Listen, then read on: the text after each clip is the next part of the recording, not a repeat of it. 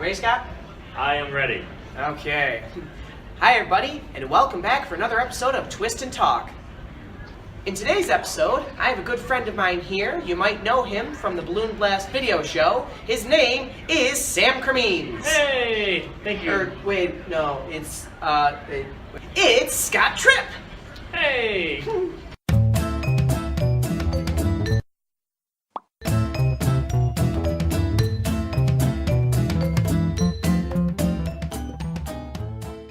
So, Scott, here's what we're going to be doing today. I invited you to my corner of the Twist and Shout Hotel to have some fun. We'll twist some balloons.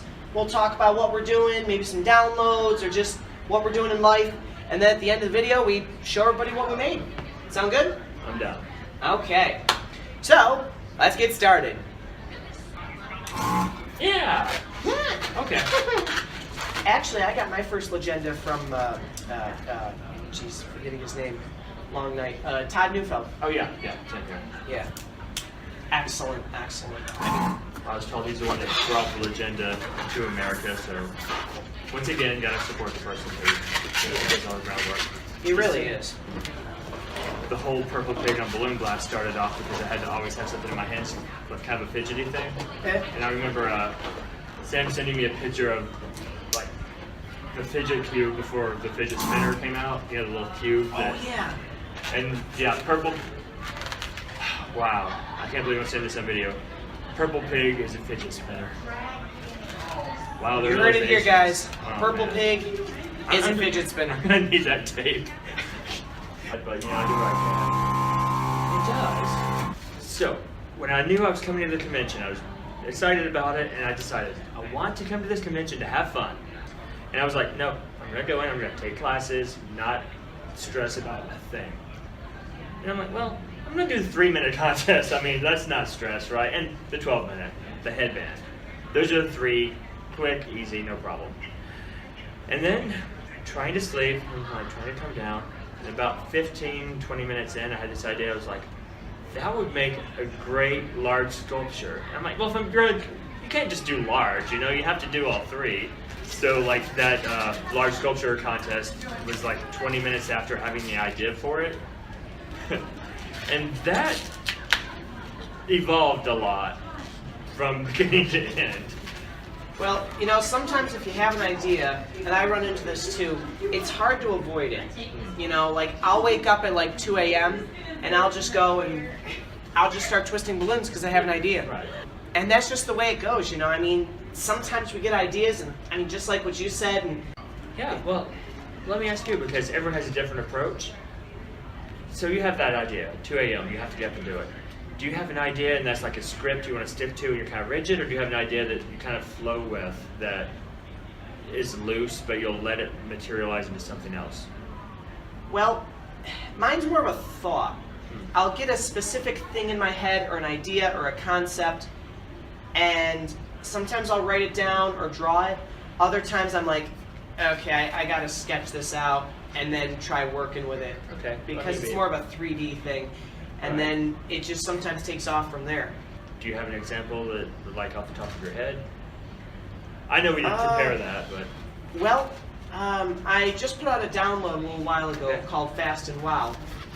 And I had the idea, because I was lecturing at Florida Super Jam, I had the idea of a line work class that utilized odd-shaped balloons. And I thought to myself, the reason being is because odd-shaped balloons are great for adding bulk, but they're super quick to add in. So I wanted to, over the years I've added round balloons and hearts and things to the shapes I make, to the balloons I make.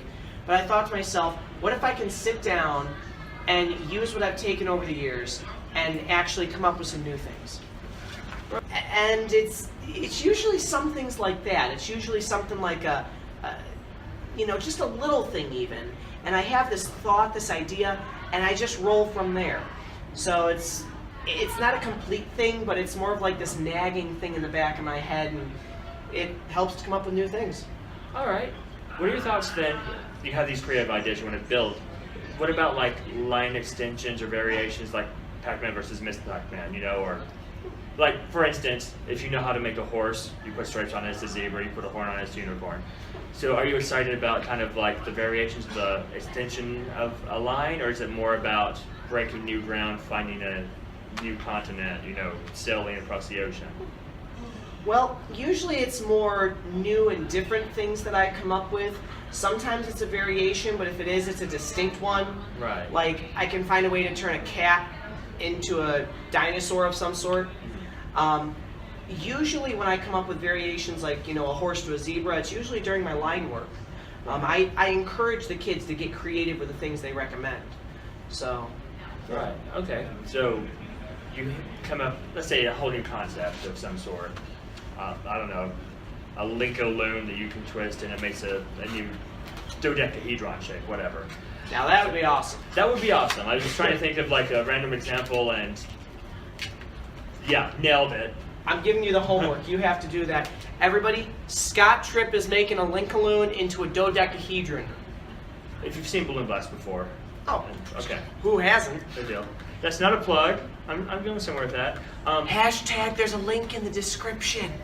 Well, I think also, you know, the saying is there's nothing new under the sun. But there's, you know, billions of other suns in the universe, and there's so much more, because I think we look at what people are doing and we're like, oh, I might be able to do a little bit better than that, or you find ways to tweak things. We're like changing, we're trying to improve in little increments of like 10% at a time, but there are these like moments where we can drastically change things. I think there's a big change on the horizon. We're not quite there yet, I can't quite see over the mountain, but balloons were never meant to be made into balloon animals. The first balloons were made, you know, I just were round balloons, and Neil Tillotson started making the cat head balloons where he cut the cardboard out and did them. 1931, something like that. First balloon animals came out, you know, when Henry Marr pushed a twist into a balloon in a sanitarium, and he's like, oh, it looks like an apple. So the thing is, people hacked balloons to make them into something they were never supposed to be. And then magicians figured out, hey, I can add this to a magic act. So it kind of transitioned. And now we're like, hey, now there's a proper way to make everything. There's a cookbook. The thing is, I think there's going to be a revolution of rehacking everything that's made now. I can't see 10 steps ahead, but I can kind of see the one step. And I'm excited for it. I'm not saying I have the answers, but I see that it's possible, and everyone here, you know, together are going to lead it that way. And if we all have kind of the same vision, I just think if we see what people are doing now, and there's some great artwork here, but if we see that and you sit down and you say, we did good, now let's rest, you're never going to get to the next level. You know, history is like sound waves. It's not, you know, it's not going to go up and crash. It's going to go up, it's going to go down, it's going to go up, it's going to go down.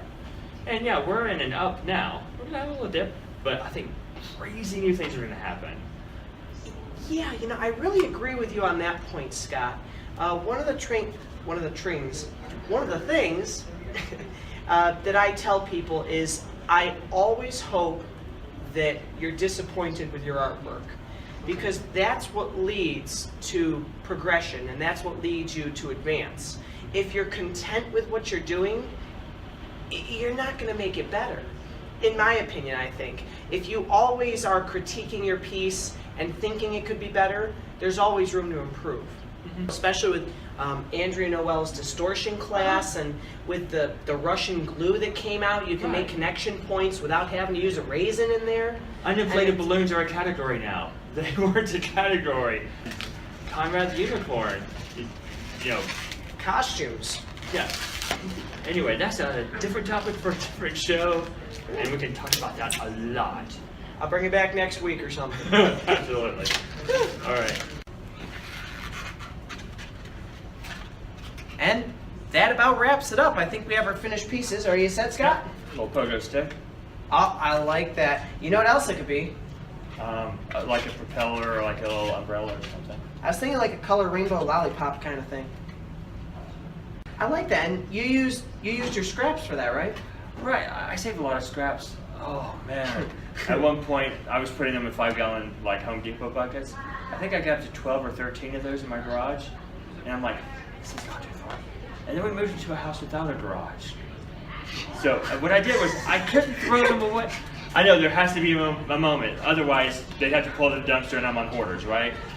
I'm picturing you as Scrooge McDuck in a pool full of scraps and just swimming around.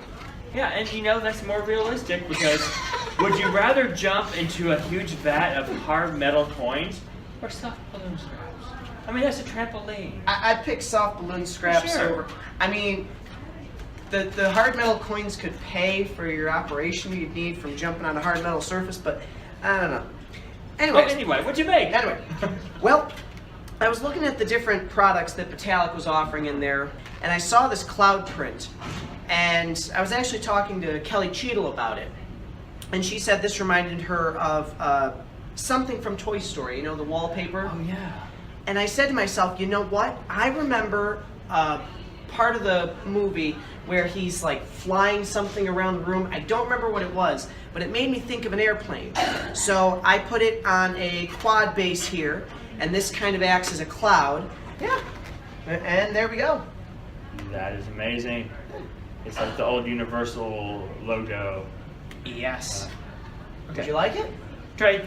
There we go. Actually, look at that.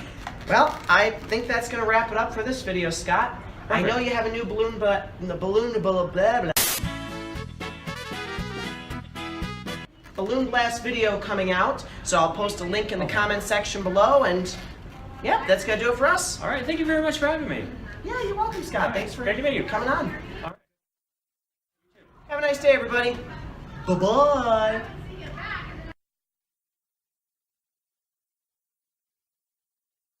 And that's my restaurant hack too. Is whenever you work in restaurants, I always see what the employees eat because there's all the secret menu items. You know, Mexican restaurants have a secret second salsa that's not on the menu. Or, yeah, and if you work there, you learn how to hack the menu too. I worked at Taco Bell and we figured out how to make macaroni and cheese. But the menu items. No way. Yeah, the cinnamon twist or like pasta before they boil them. You take that and nacho cheese, you can make macaroni and cheese. Oh, that's awesome. At Chick-fil-A, they make quesadillas by taking the breakfast wraps and the cheese and folding them over and grilling them. Huh. So it'll never be a menu item, but you know. Talking up. Hey. Hi. Or twisting twists and mellow, quiet sounds. Wow. Which is not what we're doing right now. No, not really. I just butchered that. Yeah, I'm pushing to have the correct pronunciation of Pajama Jam be Pajama Jam. Yeah. I don't know if there's a lobby for that. I'll look over it. Could be. You never know. Do we ever set this twist and shout? Twist and shout says? I think when it used to be like single balloon things, it was twist and shout. Now it's twisting, twists, and shout.